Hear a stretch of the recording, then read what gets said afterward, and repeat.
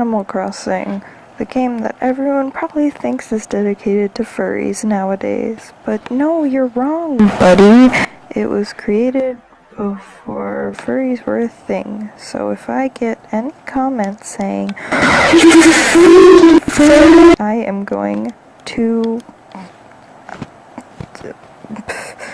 I don't know, but I'm gonna do something.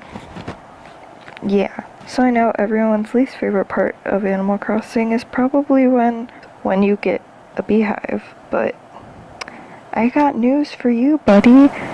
That is actually one of the best parts of Animal Crossing, and I'm gonna tell you why. When you shake a tree and just get a coin, then like, yippee, you got 100 bells, which I know, like, if you shook a tree in real life and 100 freaking dollars fell out, you'd be like, what the heck? But 100 bells is like $1. Even still, like, I wish I could go around shaking trees. But I guess that's not the reality. Reality? Okay, I'm sorry.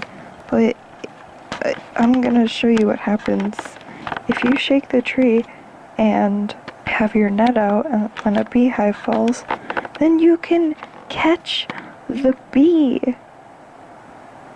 That's right. Well, the bees, but then you only get one bee, even though there's a bunch of bees.